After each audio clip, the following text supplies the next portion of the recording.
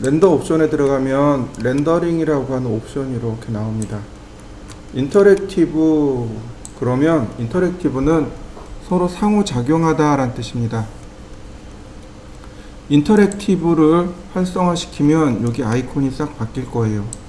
이 상태에서 렌더링을 걸어줍니다. 그러면 이렇게 렌더링이 한번 들어가겠죠? 렌더링을 할 때 여기 빨간색 불이 켜져 있으면 렌더링 중이란 뜻이에요. 쟤를 누르면 렌더링이 중간에 멈춰버립니다. 자, 일단 렌더링이 된 것 같아요. 화면을 움직여 봅니다. 이 화면을. 자, 화면을 움직였더니 어떻게 되나요? 상호작용에 의해서 변하는 거 보이시나요? 네, 이때 스탑 버튼을 눌러버리면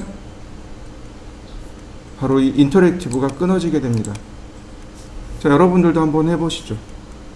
자, 인터랙티브를 쓰지 않는 이유는 보시다시피 화면에 있는 내용을 바꾸면 그 즉시 렌더링을 하죠.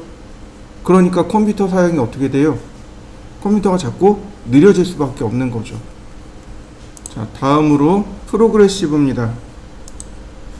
프로그레시브가 점차적인, 진보적인, 점진적인 이런 뜻입니다. 그러니까 가장 얘가 지금 보시면 필요한 부분을 먼저 렌더링하고 그 다음에 또 렌더링하고 그 다음에 또 렌더링하고 이렇게 화면에서 필요한 내용들의 가장 낮은 것부터 해서 점진적으로 해서 렌더링 됩니다. 그래서 렌더링 퀄리티가 올라가는 거예요. 이렇게 이게 점진적인 렌더링입니다. 자, 근데 이제 우리가 주로 사용하는 건 이런 거죠. 이 프로그레시브 렌더를 끄면 네, 이렇게 버킷이 돌아다니죠. 우린 이거에 너무 익숙한 거죠.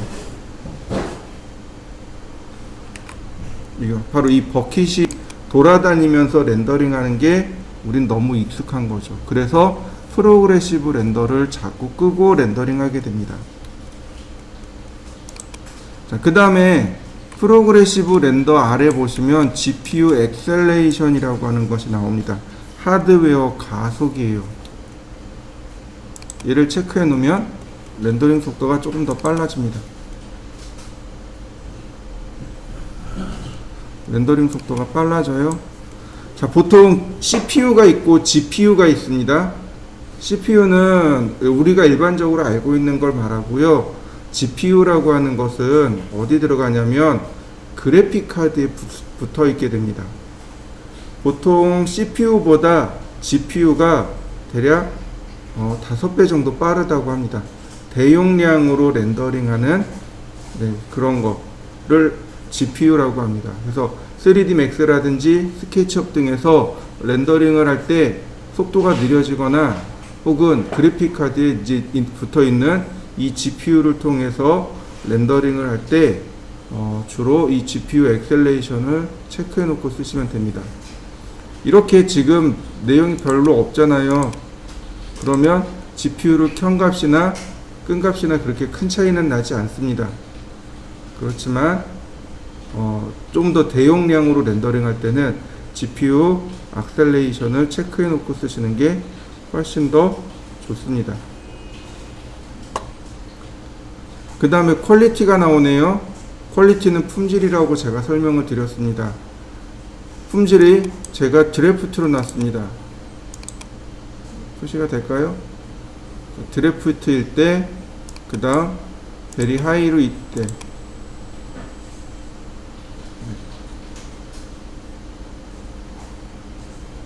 그렇게 크게 차이가 나진 않네요. 근데 아무래도 그쪽이 렌더링이 더 빠르겠죠. 품질이 좀 떨어지니까. 자, 그 다음 카메라. 우리가 이 카메라를 조금 익숙하게 쓰셔야 됩니다. 카메라 값을 잘 기억하셔야 돼요. 보시면 카메라의 타입이 스탠다드가 있고 VR, 스피어컬 파노라마가 있고 그 다음 VR 큐브 카메라가 있습니다. 쉽게 얘기하면 그냥 일반 카메라하고 VR 카메라하고 두 개가 있다, 이렇게 보시면 됩니다. VR 카메라 무시하셔도 좋아요. 그거 있잖아요. 제가 전에 설명한 것 같은데 우리 입체 영상 그 안경 있죠? 이거 끼고 볼 수 있다 그랬죠?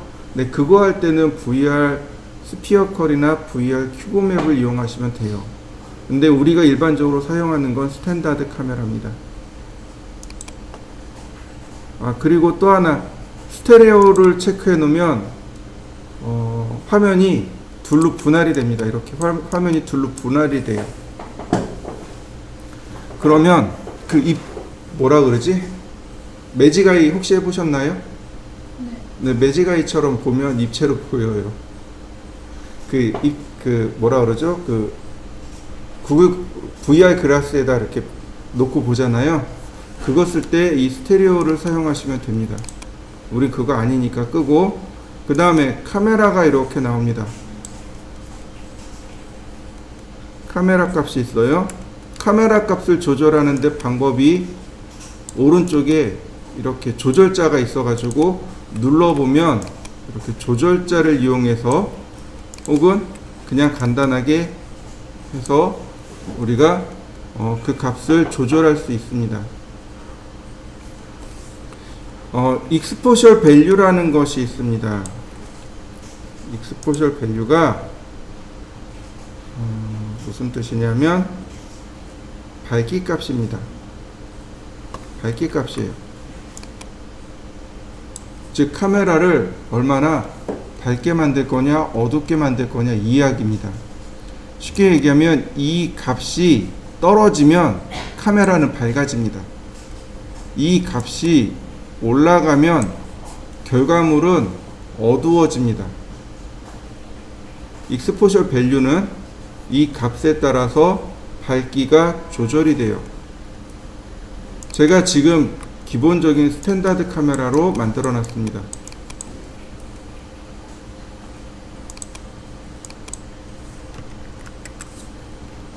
보통 우리가 자동 카메라가 120분의 1초에 F넘버 8 정도가 보통 우리가 흔히 사용하는 자동 카메라입니다. 이 정도일 때 이만큼의 밝기 값이 나와요. 이 정도의 밝기 값이 나옵니다. 제가 조리개를 열어보죠. 조리개를 열었습니다. 그러면 이 값이 내려간 걸 알 수 있어요. 즉, 이 값이 내려가면 밝아집니다. 예를 들어서 제가 1이라고 했어요. 그럼 굉장히 밝아요. 이렇게. 아예 밝다 못해 다 하얗게 타버린 거예요. 자, 5로 해봤습니다. 렌더. 여전히 의미가 없네요. 자, 10. 자, 조금 나오는 거 보이시죠? 15. 자, 어두워지는 거 보이시나요? 점점.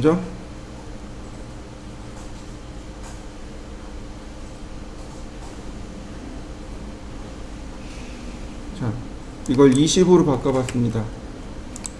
그러면 완전 깜깜해졌죠. 이 익스포셜 밸류 값에 의해서 조절하시면 됩니다. 13 정도가 가장 스탠다드한 컬러 값입니다. 여러분들도 한번 렌더링을 해서 이 익스포셜 밸류를 조절해 보세요. 한번 해보시죠. 자, 이번엔 스탠다드 카메라를 열어보도록 하죠. 그러면 이 안에 수동 카메라가 가진 기본 값들이 있습니다. 필름 센서티브라고 하는 것이 있습니다. 필름 센서티브는 필름의 감도입니다.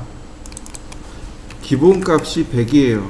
100, 200, 400, 800, 그 다음에 1200인가? 그렇게 가요. 보통 일반적으로 야외 활동할 때 쓰는 게 100과 200짜리고요. 실내에서 쓰는 게 200 정도? 200에서 400 정도.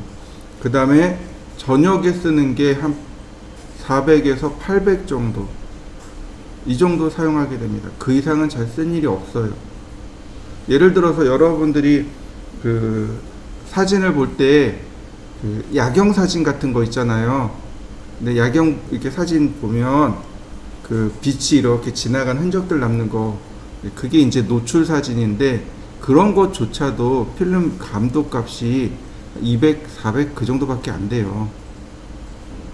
그러니까 필름에 빛에 반응하는 감각 물질이 발려져 있는데 걔가 얼마나 예민하게 반응하느냐 이 얘기예요. 그래서 예를 들어서 빛의 입자가 1개 들어왔을 때 필름의 감도가 100개가 반응합니다. 이렇게 받아들이시면 돼요. 200이면 200개가 들어오는 거죠. 400이면 400개가 반응하는 거예요. 빛의 입자 하나당. 그럼 어때요? 누가 더 예민한 거예요? 100보다는 400이 예민한 거죠. 그러니까 어두운 데서 더 사진을 잘 찍을 수밖에 없게 되는 겁니다. 보통 우리가 실내 사진을 찍게 되면 한 200을 놓으시면 돼요. 투시도 같은 경우. 근데 조감도 같은 경우는 100 정도 놓으시면 됩니다.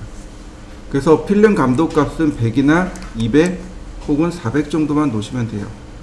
그 어중간한 값 쓰지 마시고 그냥 100, 200, 400 이렇게 딱 쓰시면 됩니다. 그 다음 어퍼처, 흔히 말하는 F넘버 값입니다. 자, F넘버는 조리개 값이에요. 조리개 값입니다.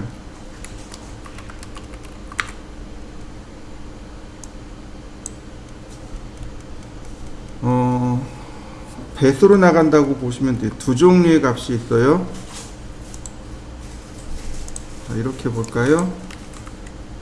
조리개 값이 F1.4가 있고 F2가 있고, 그러니까 1.4 다음에 F2가 되는 거죠.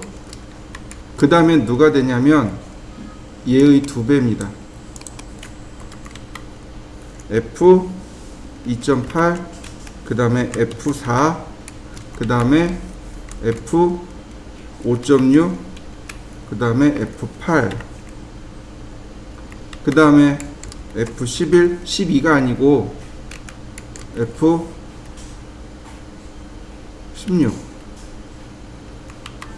F22, F32 이렇게 갑니다.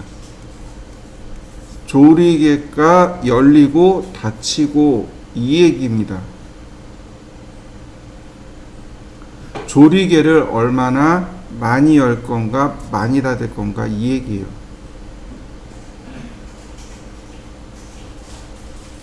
자, 이해되셨나요? 쉽게 얘기하면 이 얘기예요. 조리개를 1.4만큼 열어라. 아니, 말이 좀 이상하네. 이렇게 보시면 돼요. 이렇게요. 구경이 있죠. 구경이 있으면 이거 나누기 1.4란 뜻이에요. 이렇게 되면 어떻게 돼요? F2면 조리개 전체 구경의 2분의 1만 열어라 이 얘기가 됩니다. 이렇게 되면 4분의 1만 열어라. 이렇게 되면 8분의 1만 열어라 이런 뜻이 됩니다. 이해되시나요? 자, 2분의 1이면 절반 정도 열은 거죠. 그런데 4분의 1은요? 그거의 전체 25%만 열은 거죠. 조리개를. 네, 바로 이렇게 조리개를 여는 조리개 값입니다. 이 F넘버는 조리개 값이에요. 그러니까 당연히 F1.4가 가장 많이 여는 거죠. F32는 완전히 닫아버린 거죠. 조리개의 그러니까 32분의 1만 열어라 이런 얘기니까. 당연히 빛이 적게 들어오는 거죠. 많이 들어오고 적게 들어오고 이런 얘기가 됩니다.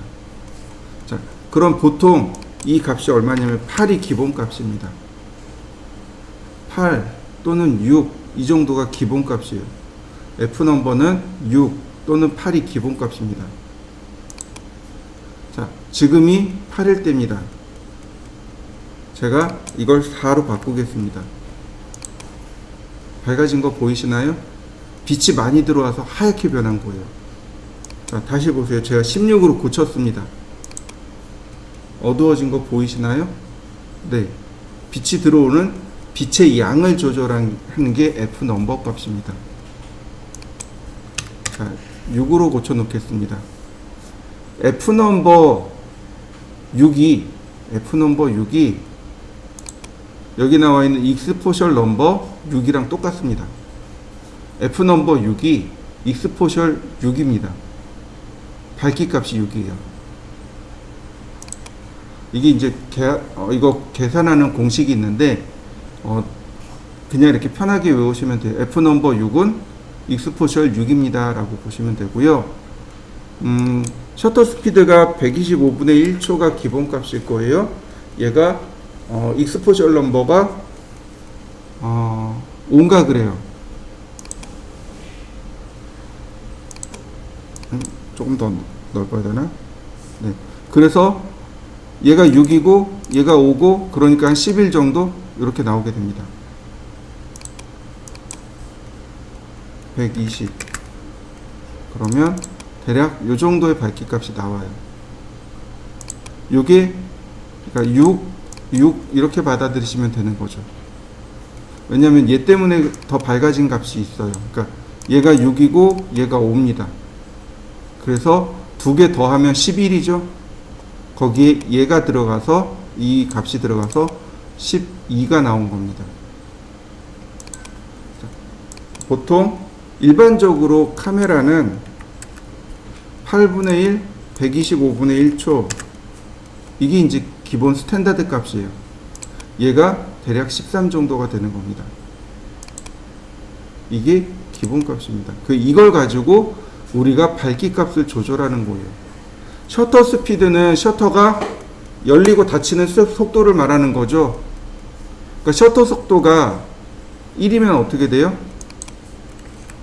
1초 동안 셔터가 1초 동안 이렇게 열렸다가 딱 닫히게 돼요. 근데 만약에 여기가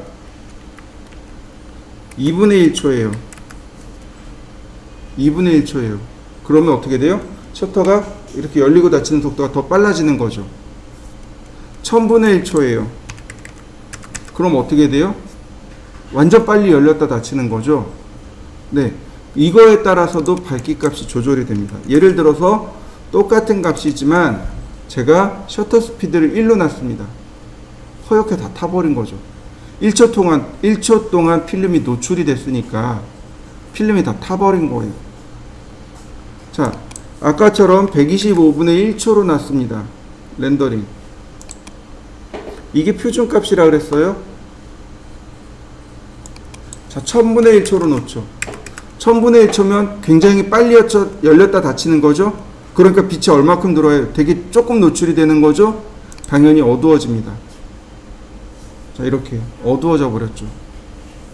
1000분의 1초로 놔버리면 당연히 어두워질 수밖에 없습니다. 우린 이걸 가지고 조절을 하는 거예요. 바로 이 값을 가지고 조절합니다. 익스포셜 값 가지고 조절하기도 하지만은 이렇게 수동 카메라를 가지고 그 값을 조절하기도 합니다.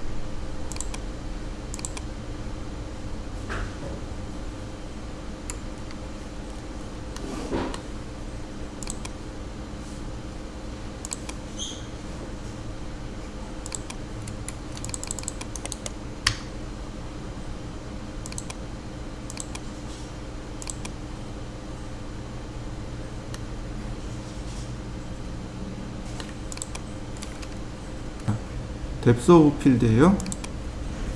제가 뎁스 오브 필드를 켰고요. 그 다음에 두 가지 옵션이 나옵니다.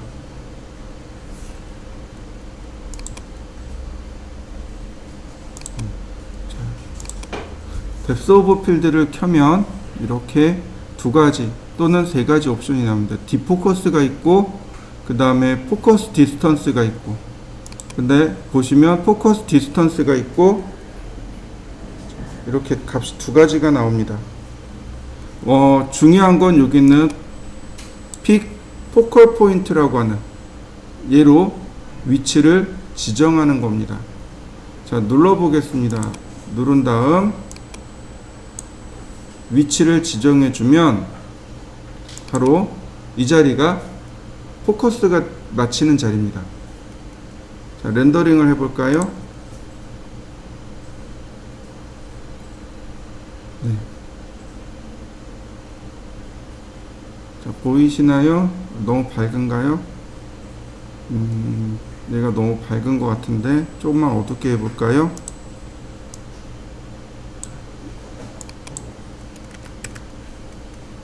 다시 렌더링. 좀 어두워진 거 맞나요?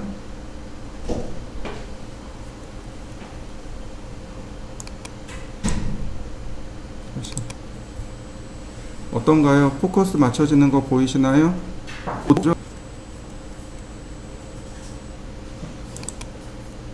우리 이걸 아웃 포커싱 효과라고 하죠.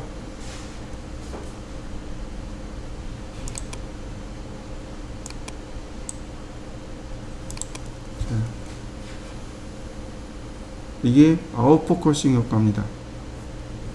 픽포인트로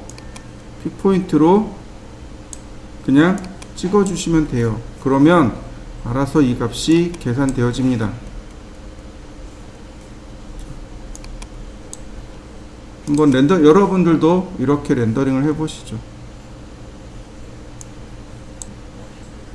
한번 해 보시죠. 여러분들도 이렇게 해서 포커싱 효과를 만들어 줄 수 있습니다.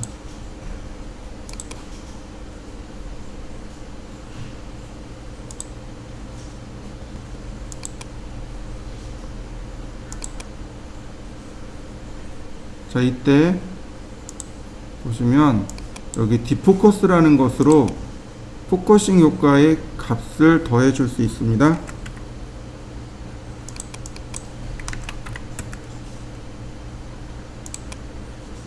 이렇게요. 포커싱으로 인해서 위치가 잡히죠. 뎁스 오브 필드, 우리나라 말로 바꾸면 피사체의 심도라고 합니다. 피사체의 심도. 자, 설명해 드릴게요. 그 아래 보시면 비네팅이라는 효과가 있습니다. 이펙트에 보시면 비네팅이라는 효과가 있어요. 비네팅. 이게 뭐냐면 이렇게 아웃 포커싱을 주게 되면 이 주변이 어두워지게 됩니다. 이 주변이 어두워지게 돼요. 그래서 이렇게 동그랗게 사진 찍히는 걸 보셨을 거예요. 그걸 비네팅이라고 합니다. 제가 최대치로 줘봤습니다. 그럼 얘 동그랗게 나옵니다. 에이, 안 나오네. 다시 좀 값을 줄여볼까요?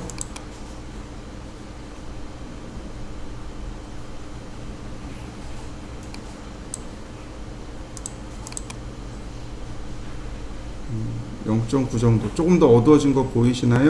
한 2로 바꿔볼까요? 비네팅 효과를 주면 더 어두워질 거예요.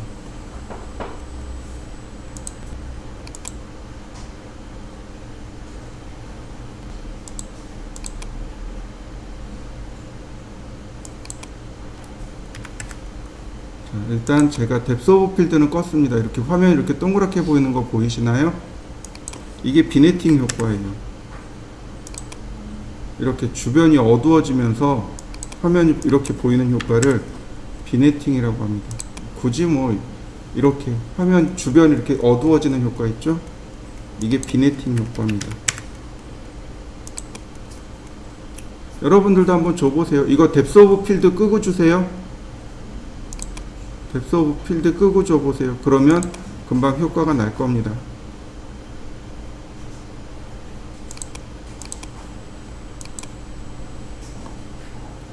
하나 더 보도록 하겠습니다. 그 다음에 이 카메라에 따라서 카메라의 옵션을 어떻게 조절하느냐, 따라서 뎁스 오브 필드의 디포커스가 나와요. 나왔다 감춰졌다 합니다. 이렇게 수동 카메라 모드로 들어가면 이 디포커스 값이 사라져요. 그런데 자동 카메라 모드로 들어가면, 익스포셜 밸류 모드로 들어가면 디포커스 값이 나옵니다. 또 하나 뭐가 있냐면 바로 수동 카메라 모드로 들어가면 이렇게 보케 값이 나옵니다. 이 보케가 저도 이 화면 상태에서는 잘 효과가 나오질 않는데, 보케가 이런 거예요. 제가 사진으로 보여드릴게요. 네, 이 정도면 되겠네요.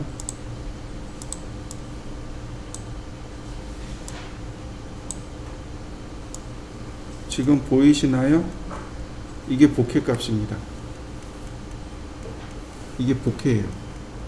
완전히 포커스가 어긋나 버리면, 특히 야경에 완전히 포커스가 어긋나면 이렇게 보여요. 이게 보케라고 하는 효과입니다.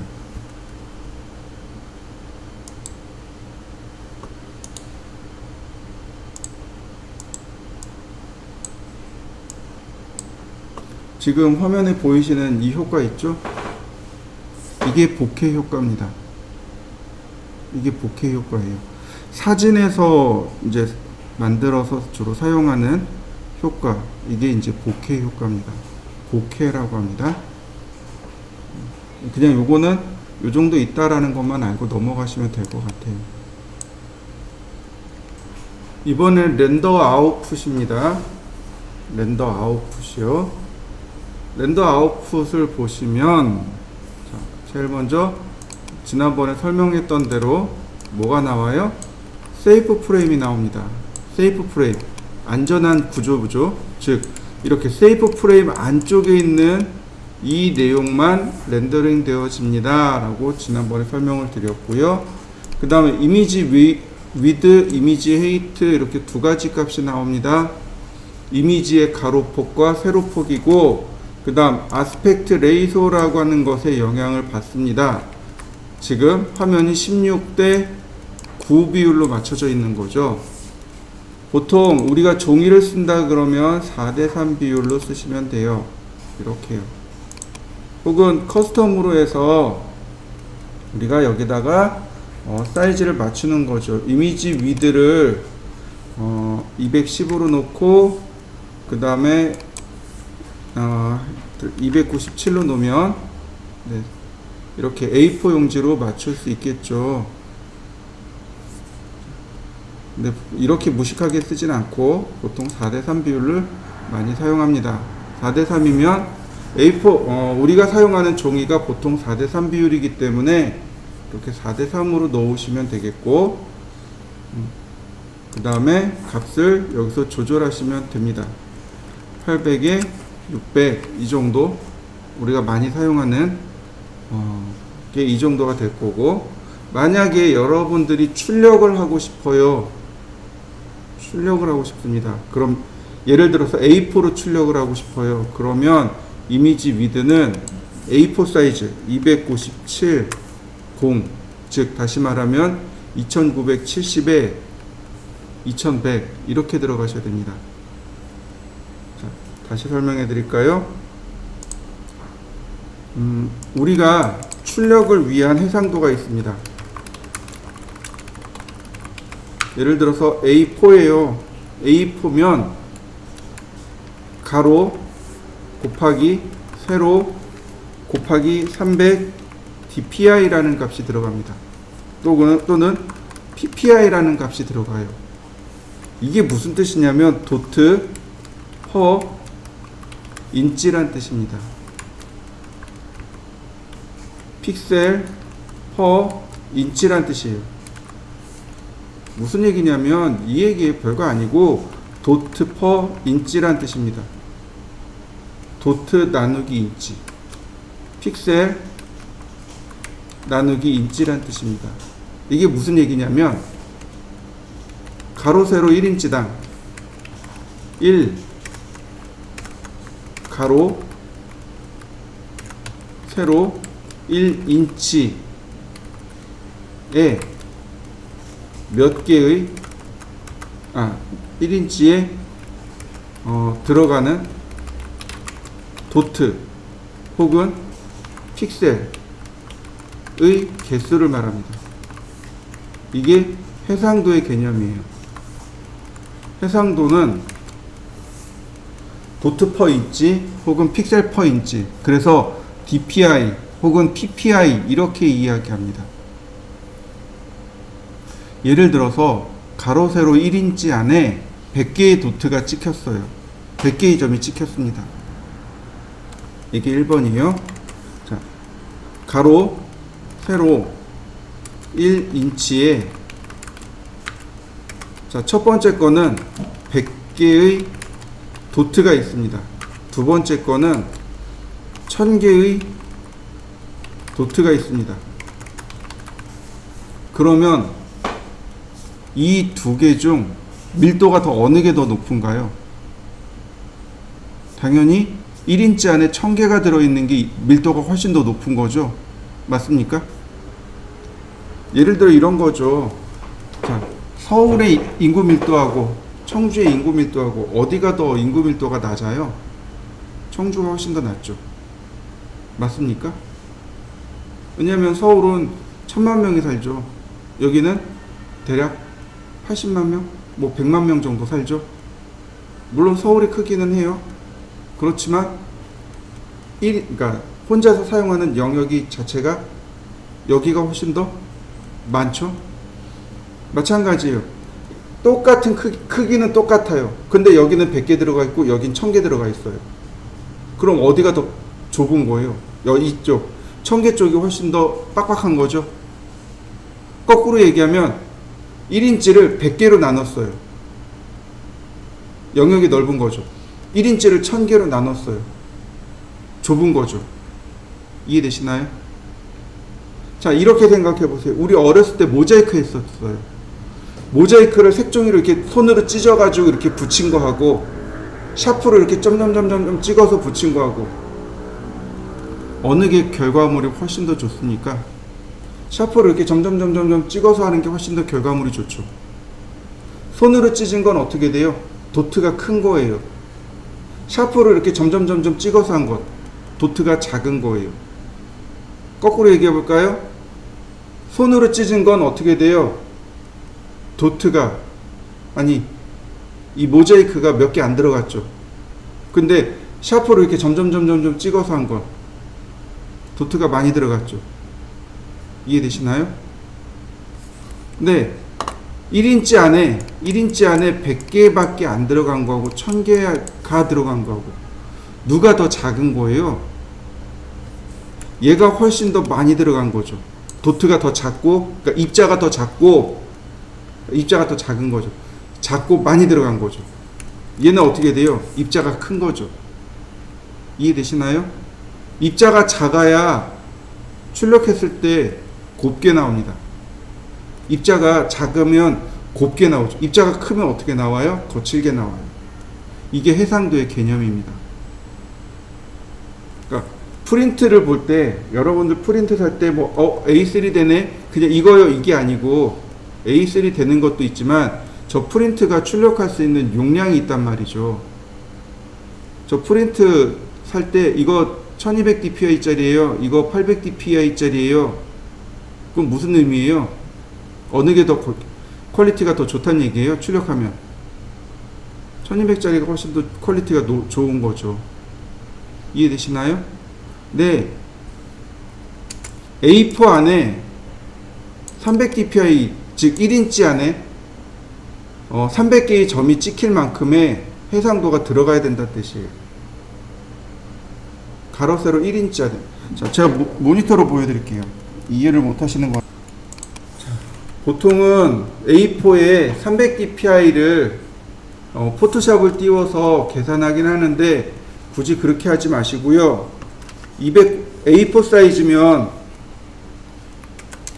A4면 297에 210이잖아요. 여기다가 공을 하나 더 붙여주세요. 공 이렇게요. 그러면 얘가 대략 280 dpi 정도 나옵니다. 이게 대략 280 dpi 정도 돼요.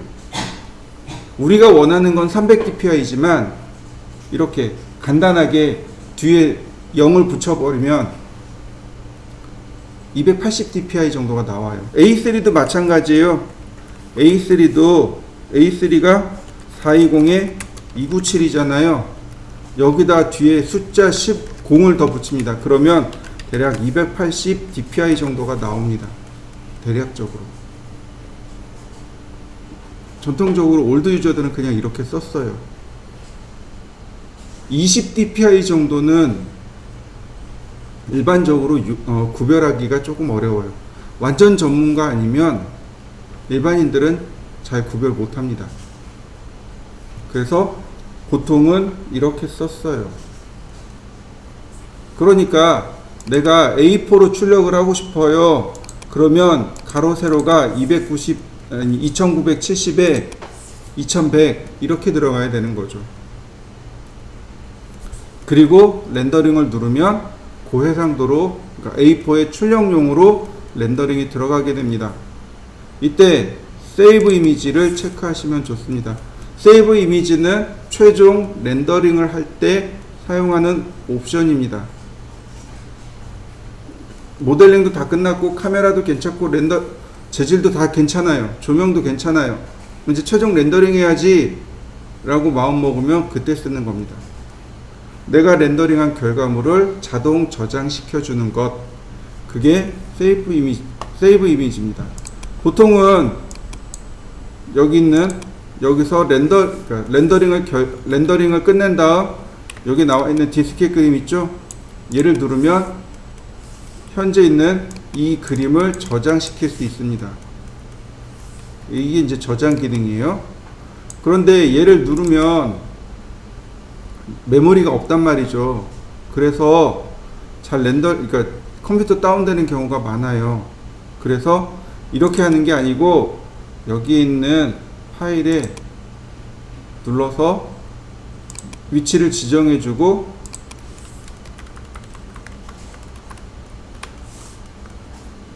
저장을 눌러주면 이 파일로 자동 저장이 들어갑니다. 렌더링이 끝나면 자동 저장이 돼요.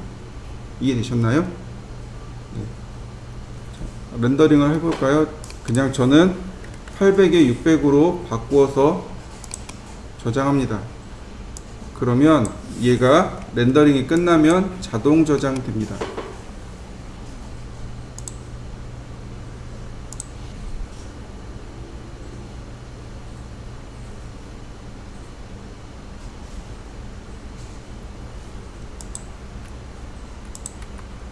네, 나와 있네요. 내가 저장이라고 누르지 않더라도 자동으로 이렇게 저장이 돼 버립니다. 자동 저장이에요. 이게 자동 저장입니다.